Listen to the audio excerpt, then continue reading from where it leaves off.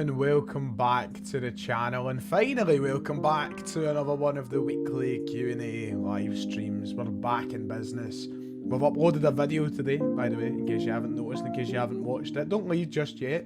Save that for after the stream, and then you can have more of me. I don't know why you'd want more of me, but if you do, then you know where to go. Welcome to the live stream. Like and subscribe if you haven't already. If you're watching back late on in video form, then hello, welcome late. Like and subscribe as well. It's time we have a wee catch up. I feel like it's been ages. I feel like it's been such a long time since we've actually got to sit and do one of these. I mean, it was only, I think I done one last Tuesday before I went away, because we recorded the podcast on the Wednesday. So I think it was maybe like last Tuesday. Is the music still on? Sorry, my bad. I will turn it off. I think it was last Tuesday, or maybe even last Monday, we last done one of these Q&A live streams, which it feels like an eternity ago, and it probably doesn't, it probably doesn't matter. Oh, sorry, it probably helps the case that I've been halfway around the world or whatever, and back and travelled and whatnot. That probably makes it feel like it was even longer ago. But I'm back, and it's nice to be back. We've missed a lot, haven't we? I mean, there was a derby on while I was away. That small matter of a derby game. There was obviously returns from injury and injury problems, and boy, we've got a whole lot to cover. But tonight, I just wanted to sit back and chill and talk to you and take your questions, really, because everything that was newsworthy, I think, that I've covered today in the video that I put up earlier on. So I think today we can just probably dedicate some time to just taking your questions and answering them. The thing that I wanted to do the most today was catch up on the derby for the things that I might have missed in my match reaction. If you caught the match reaction, you would have realised it was a bit shorter than usual. It was a bit more abrupt. I mean, when you're abroad and you've got little time and little equipment, there is only so much that you can do, and I wanted to take in as much of the city as I could. Philadelphia, by the way, what a city. And I don't know if you would have any reason to go. Have you ever had the chance, if you ever get offered the opportunity to go to Philadelphia, Pennsylvania, I highly recommend it, because it's a quality city, quality people, really friendly. Didn't have a problem understanding the accent either. That was a surprise. I feel like everybody got me first time, maybe bar one or two. Oh, it was great. What a trip. But let's do a Q&A, shall we? Should I start with briefly talking about the game on Sunday? Should I just cover that very, very quickly? I mean, we all know what happened. We went to Ibrox. We could have and should have probably won the game. We ended up leaving with just a point apiece after that 3-3 draw. Matondo scoring late on in the 90th minute to take a point away, a point for Rangers and 2 points away from us.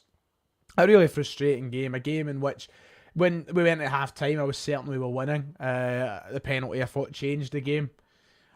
A penalty which has been very much up for dispute if it was indeed or not a penalty. But we didn't deal with things well in the second half. We didn't at all, and it was kind of similar to what we've seen from Celtic a number of times this season, where, you know, we've had games where we've played well for phases, we've played well for 45 minutes, so we've played well for a period of time, but then not been able to keep that up and keep that consistency there from start to finish. It's been difficult for Celtic sometimes in games, and that was an example of that. The draw was painful to take, and I think that before the game, if you offered me a draw, I've said this a million times now, but if you offered me a draw before the game, I would have took it. I think that it still allows us the opportunity to control the narrative in this title battle, but a win would have done such a good job for us in terms of just having total control over Rangers till they played their game in hand, and just having that little bit of leverage heading forward into the game at Celtic Park when they visit.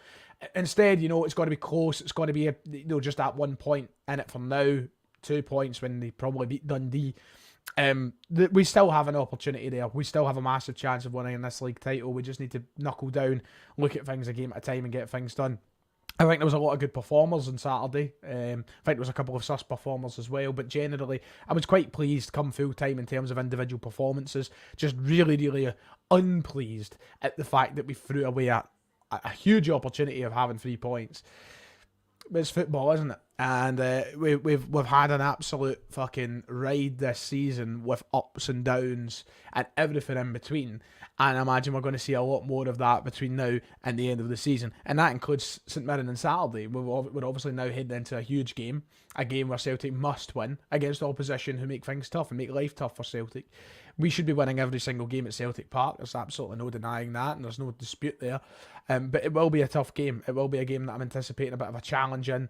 And now that the pressure is going to be ramped up for both Celtic and Rangers, this is where you're kind of hoping the mark of champions comes through. This is where you're kind of hoping that we show the world and show, you know, everybody why we're champions and why we've been the best team in Scotland for the past 11, 12 years. This is the kind of times where you need to show that perseverance and that mentality of a champion, and you need to obviously hope for a wee bit of that kind of loser mentality that has kind of seeped through Rangers for the past few years and some certain individuals and certain players. But, you know, we can't rely on just what the opposition are doing. We've got to do our own job. We've got to win every game from now until the end of the season, and we'll see where it goes from there. Anyway, Q&A. I see people in the comments. Hello, it's nice to see. If you're deciding to tune in on this very pointless Thursday night, I mean, where there's not an awful lot of news or whatever, then I thank you. And if you're tuning in for the return of the live streams, then I thank you even more. It's nice to see some of the regulars. It's nice to see some different names as well. And hopefully with a bit of a smaller crowd, we can get through as many questions as I want tonight. I love it when there's like 300, 400 people in and the comments are just spammed. But at the same time, I love these wee kind of intimate audiences where I can try and get through as many questions as possible. Feel free to ask anything. It can be about the derby. It can be about St Mirren. It can be about the season in general, next season. It can be about fucking anything. Doesn't have to just be football either. We'll try and cover as much as we can because, yeah. Yes, I did. I had a Philly cheesesteak and it was lovely. I really enjoyed it. It looked a bit dry when I was first given it. I took a photo of it, I put it in the group chat, and I was getting pelters. Like, that looks dry as fuck. That looks terrible. But it was actually delicious. I really enjoyed it. So yes, I did eat a Philly cheesesteak. Thanks for asking. So this was one of the links that popped up when I was away about Kassir, the goalkeeper, Turkish goalkeeper. And apparently we're looking at him being a possibility for... Well, there's been so many keeper names thrown out there now. We spoke about that in today's video. We spoke about the fact that we've been linked with Etienne Visson. We've been linked with the German keeper today as well, whose name has just slipped my head. The Werder Bremen keeper, who's also been brought up. And obviously Kakir is one of them as well. My thoughts on all of these rumours are just wait and see how things develop. I think we're going to be linked with a hell of a lot of goalkeepers over the next couple of months. I think that's the nature of the beast with Joe Hart leaving the club and a goalkeeper spot being open, that we're just going to get linked with every Tom, Dick and Harry. I think that Cashier is one of the ones that I've used him in Football Manager, so he's attractive to me. But he's one of the ones that looks slightly more attractive when you do the digging deep into him. Wouldn't absolutely not mind it, but I think there's a price tag there that Celtic might be hesitant to pay. I seen the original story getting put on Twitter, and it was like £7.5 million was the price tag we were talking about, and I'm like, I don't know if the Celtic fans are mentally over Vasilis Barkas to be prepared to spend £7.5 million on a goalkeeper. So it'll be interesting to see. I don't know if the board are mentally over Vasilis Barkas to go and spend £7.5 million on a goalkeeper, which is why the one that popped up today, the Werder Bremen keeper who's came up, he's got a year left in his contract from the summer and he wants to leave. There's a chance he might go for a couple £1 million. The board are going to jump at that if that's the case. Pardon my voice, a lot of shouting over the weekend at WrestleMania and the cold as well. So apologies that I sound a little bit different. Thank you, Ian. I'm going to try and get through everything. If I've missed your questions, feel free to keep spamming them in. Thank you, Ian, for the donation. You're an absolute legend. Love seeing you in the chat. Hi, Ryan. What do you think about WWE giving the title to Drew McIntyre then taking it off him? I was furious. Oh, it was a roller coaster of emotions for me personally, Ian. I was dying to see Drew win. He did win. I was delighted for him. He got his moment. Then I was delighted for CM Punk battering fuck out him because CM Punk's my favourite wrestler of all time, and naturally I enjoyed watching that. And then I was gutted to see him lose the title. But listen, there's a story there which I'm excited to see. I think Drew is one of the best fucking wrestlers on the planet and one of the best storytellers on the planet. He will make this story fantastic. Without a belt around his waist, and Glasgow's coming up, so it's very natural to see him maybe win that World Championship here when Clash at the Castle visits. But yeah, it was a bit of a weird one. Roller coaster of emotions. Thank you for the donation. Turkish team won 8 figures. Yep, lots of money. Last time that you ended up with, you said that we ended up with Sead Haksabanovic. Listen, Haksabanovic, don't write him off yet. Might be back in the summer. Might do something, right? Might do something. I would like Harrison Burrows at left back. left back's obviously a department the club have got to look into. I think off the top of my head, there was a couple that I remember looking at through the January window that looked quite like attractive options, but I think it's one of those ones that's going to be a struggle to find someone who's going to please the entirety of the Celtic support. We just need to get recruitment right. We're still waiting on this head of recruitment to be appointed. We have obviously seen Mark Lawwell depart the club. No one has filled in that role to our knowledge yet, so I don't know when that's due to happen. I don't know if it's going to be anytime soon. I don't know if we're going to be waiting a while for it. So that's one of the things we've got to think about before we even start signing players. We've got to sign a head of recruitment, because a head of recruitment is meant to come in to sign players that transcend different managers. They're meant to transcend different approaches, so that when a new manager comes in, should Brendan Rodgers leave the club in the next few years, there's someone there, or players there, that are going to fit into the next plan. So we need a head of recruitment. So we're going to have to wait and see. Absolutely delighted. I'll get the big one out of the way, because I know a lot of people don't care about wrestling in WWE, and this is why I want to start a wrestling channel. But I'll answer this because so many people are asking, how was it? And I feel like I'd be rude just to ignore the question before we get back to talk about Celtic, because I appreciate you all asking. Genuinely, without exaggeration, the best weekend of my life. I have never felt so happy.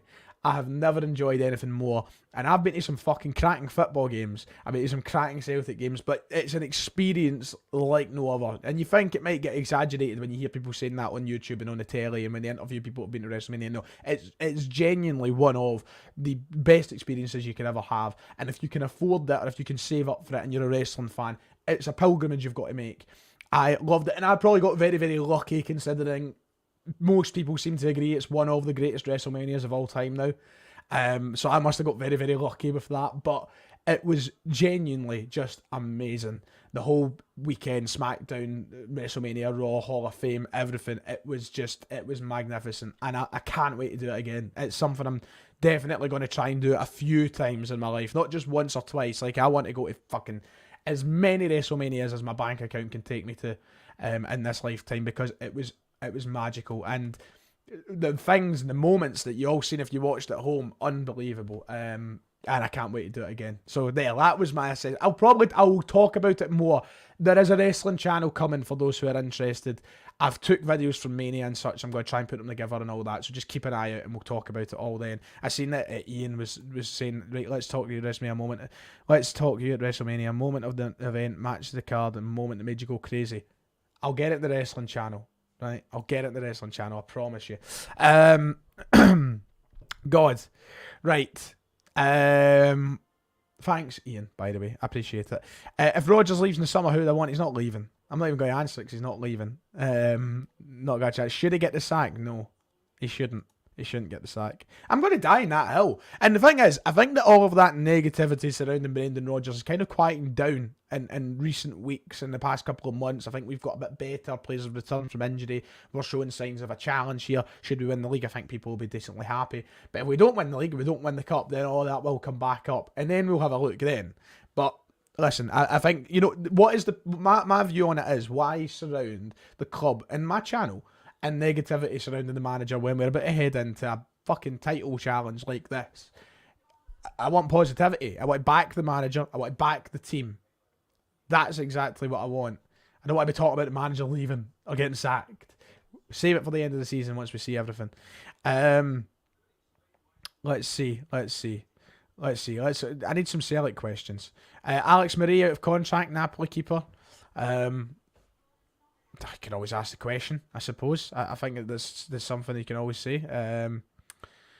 Because that would be magnificent. Am I going to USA for the pre-season? No, I won't be. I can't afford that. After spending the money I spent in Philadelphia, no chance. I'm not hiding any FM content. I'm not hiding nothing. I don't hide anything.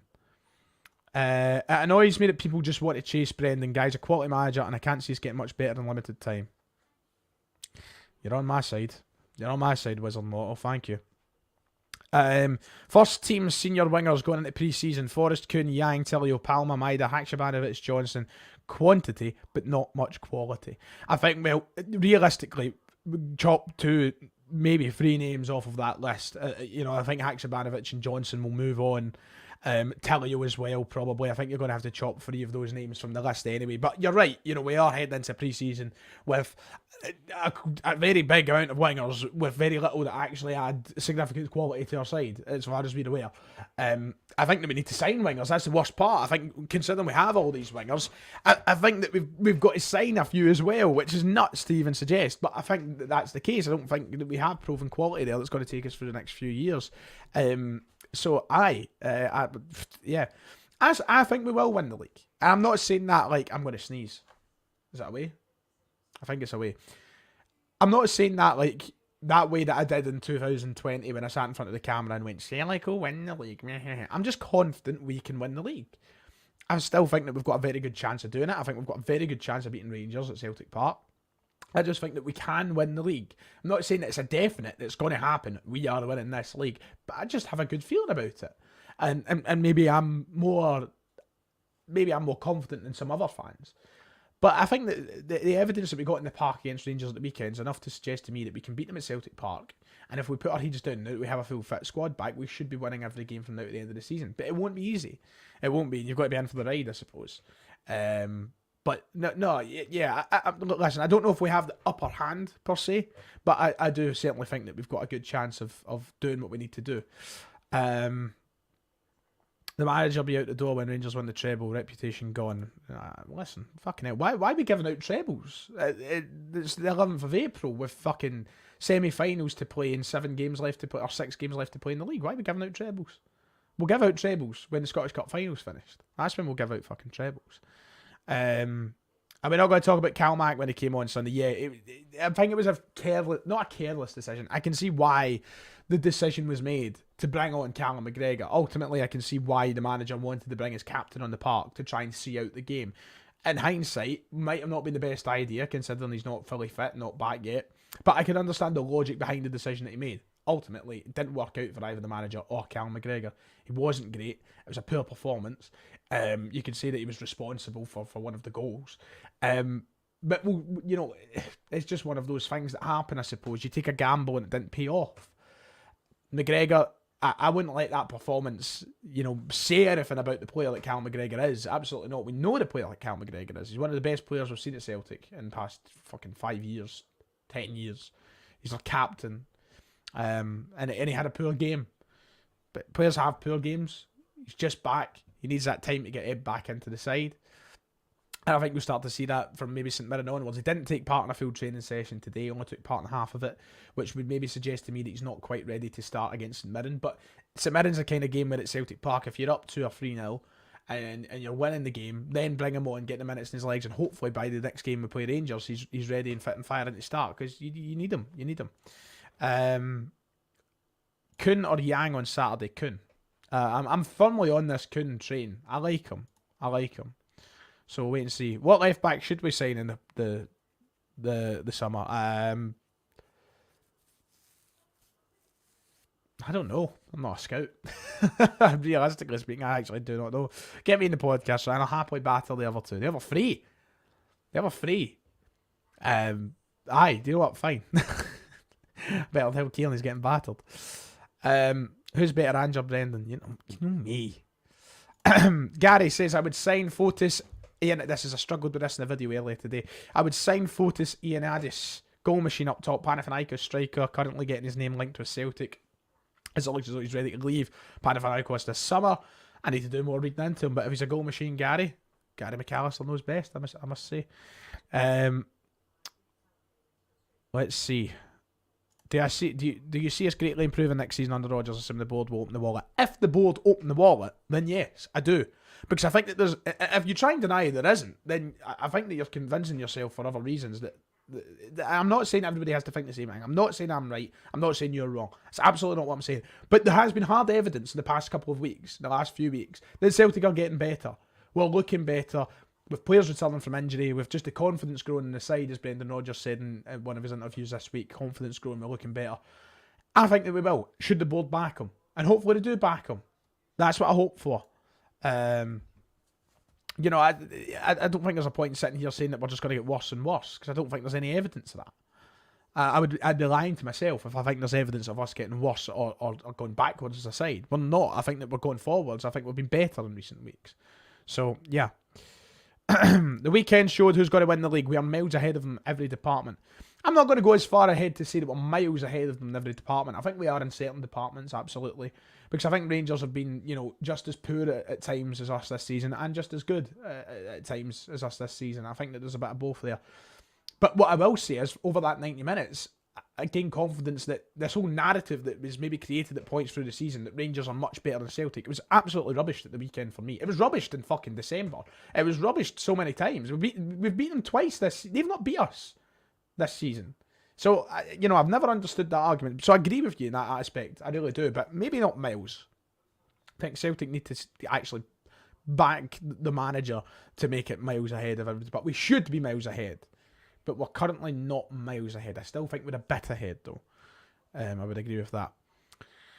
Where I think we sold the jerseys was pairing Iwata with McGregor. Two holding midfielders took away our threat. Rangers jumped on that. Yeah, I actually do agree with that. I do. And I said that in the video. I was surprised in my match reaction. I was surprised at the sub that he made to bring McGregor into the game. And I understood it from the point that maybe Hatate had to go off and he wasn't ready to play 90. But I agree. I think there was a substitution that maybe in hindsight wasn't the best route to go down. Benidorm, I'm so jealous. I know I'm just back from fucking Philadelphia, but I'm jealous. I want to go back to Benidorm sometime soon. I love it there.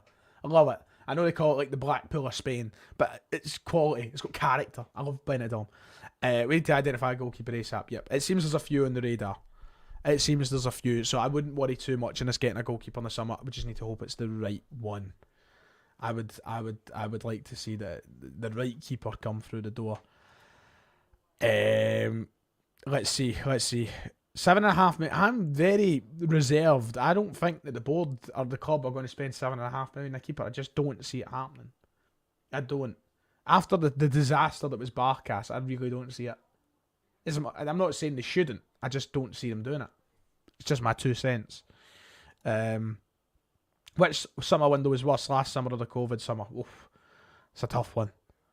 That is a tough one. Probably this one. Probably the summer past. Because at least the COVID one gave us like David Turnbull, who played well. And we got El Yunusi back in. Whereas this summer, I'm like, well, what did we really get? You know? No. I don't want us to join the City group. You know me, I like Man United. Why do I want us to join the City group? Even put everything aside, rivalry and all that. Nah, I don't want us to be part of the City group. Scum of the earth. If Dundee and St Mirren get top 6, is it true we could get Kelly at home instead of away? I am almost confident that we're going to end up getting shafted in some way in these split fixtures. I don't know the exacts. They will sort it out and we'll just need to see as it is released. But I think that is true, yes. I think so.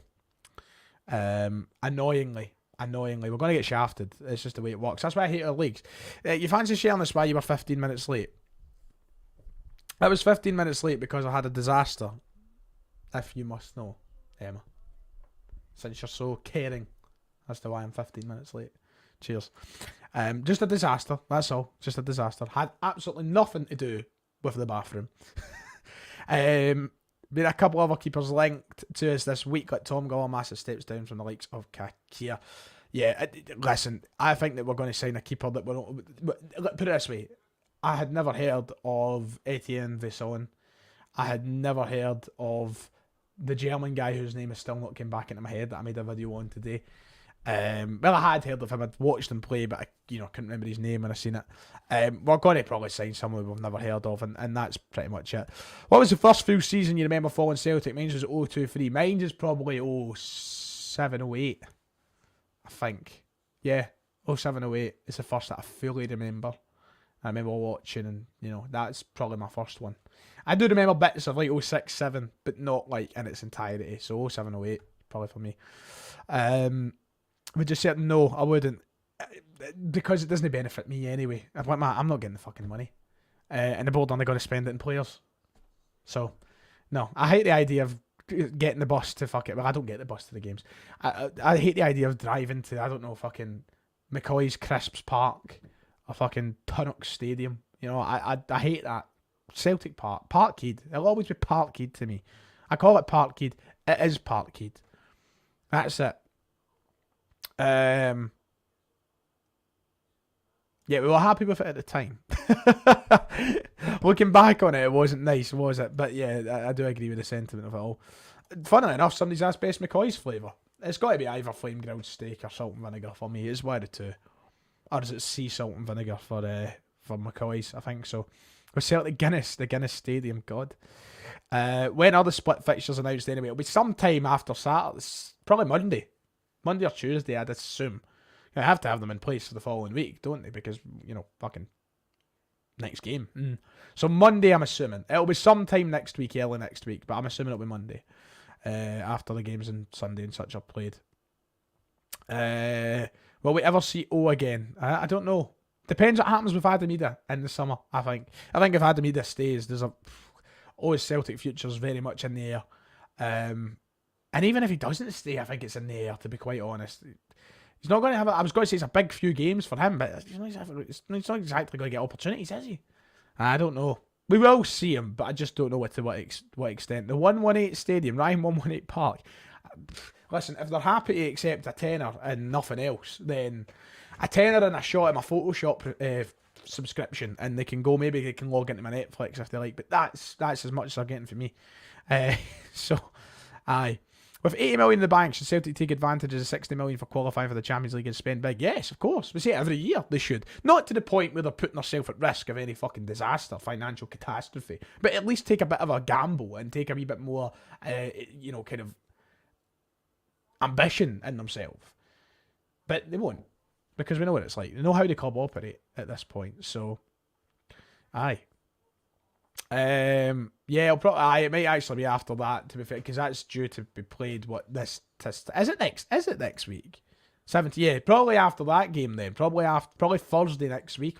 But then that might be too late as well, because clubs need to organise their fucking transport and all the rest of it, know where they're going. So God knows when it'll be. It'll be next week. They organise the split fixtures. That's all we really need to know. None of that Parker's pish. Oh, what's wrong with Parker's? Parker's McCoy Stadium. McCoy Parker's. How did you like Lincoln Financial Field? Saw Celtic play there twice. Did we play in Lincoln Financial Field? Really? Wow. That's cool to know. Loved it. And honestly, it puts any stadium that I've ever been to in my life to shame in Europe. And maybe not in Europe, that's maybe been a bit harsh. In the UK. I've been to Wembley, I've been to Old Trafford, I've been to Celtic Park, I've been to fucking some big stadiums. I've been to Anfield, I've been to Stamford Bridge, I've been to the Emirates, I've been to loads of these big stadiums in the UK, and Lincoln Financial Field, which isn't even one of the big ones in the US, it isn't one. It's not like your SoFi's or your AT&T's. It's quite dated in a sense, and it puts every stadium I've ever been to here to shame. A magnificent stadium with it's crazy. I walked up the stairs and they've got so many points. There's a stadium, I think the capacity is 67,000, right? 67, which is just bigger than Celtic Park. And you no queues for drink or food because the amount of kiosks open, the amount of vendors who aren't using kiosks, people standing with buckets selling juice and selling, eradicates queues. They have sitting areas to sit down and patios looking outside. Wee patios with benches, and I don't mean one or two benches, I mean full on sitting areas with hundreds of benches to sit and enjoy your food. Easy getting in and out like that, click of a finger. Subway access right beside it, everything, infrastructure is unbelievable. And I know that this is operating on a big level over in the US, but it put Wembley to shame, and Wembley's prided as one of the best stadiums in the world. It made Wembley look like fucking Firhill. Magnificent stadium. The view from the seat was brilliant. You feel like you're right on top of the action, and a magnificent stadium. I absolutely loved it. I'd love to go back for an Eagles game. If I ever get the chance or the opportunity, I'd love to do that. I think I've always kind of liked the Eagles because I've always liked It's Always Sunny, but I think I've now officially adopted them as my NFL team because I never really had one. I think I've adopted the Eagles now because I loved Philadelphia, and I'd love to go back for an Eagles game. It was a magnificent stadium, and as I said, it puts anything I've ever been to here to shame. Probably the best stadium I've been to in my life in terms of just, general fucking and everything, It will never come close to Celtic Park in terms of atmosphere, but it makes Celtic Park look like a fucking shithole, to be quite honest. But aye. Let's see, guys. Let's try and run through a couple more questions. Yeah, apparently so. 60 million. Seeing Punk in person was magnificent, but I love it. I've seen him live a good few times now. I've seen him when I was younger at Braehead a couple of times. I've seen him at AEW last year, but seeing him at WrestleMania and Raw, it's something different. I loved it. I am thinking of going to Clash at the Castle if I can get tickets. Let's see. You need to look at. I'll look into him, Gary. I'll absolutely have a look. Is Dundee well and truly the worst club in Scotland, not including the Rangers? Might be. Might be. Their stadium's one of the worst in Scotland. Their park's probably the worst in Scotland. That would be facts, to be quite honest. But aye. And let's get a couple more Celtic related questions before we go off the air, shall we? Because we're up to nearly 200 viewers. You've all tuned in late tonight. Well, he's at the start. We went live fucking half an hour ago, and he's weren't here. I'm joking. You can watch it back from the start anyway if you've missed anything. Will Dundee's postponement cause problems if they get top 6? I think the only problems it really causes or creates is are they ready to play games on that park? Are we going to see more postponements? And what I don't understand is, I know that there'll be somebody in the comments that goes, well, actually, this is why they can't do it. But why can they not just move the games over to fucking Tannadice on days when they're not, like when Dundee United aren't playing? Because fuck me, it would save some amount of hassle, wouldn't it? But it's a joke. I don't think it will cause many problems aside from that. They finish top 6 to finish top 6. They'll need to play away sometimes. Those games will get fulfilled, and hopefully the park gets sorted to play the home games. But that's the only problem that I think we will maybe see arise. Yeah, it will be. I mean, move it to fucking Perth or something. Play at McDermott Park. I know the Dundee fans are moan, but what, is there 12 of them? That's disrespectful. That's terrible, Ryan. Fucking hell. Hope the Dundee fans are listening. I'll be fucking murdered on Dundee Twitter. That's a thing. But aye. Right, I'm going to wrap it up there for this evening because I've been yapping and we're over the half hour mark and I like to try and keep these around half an hour. So thank you if you've tuned in. Thank you for your questions. Thank you to Ian for the donation as well. I appreciate that.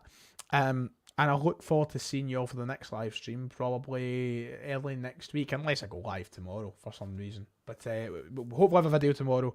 Have the match reaction Saturday. Back. Philly's over and done with. I'm so sad. I want to go back. Right, thank you, everybody. I appreciate you all. I'll see you all.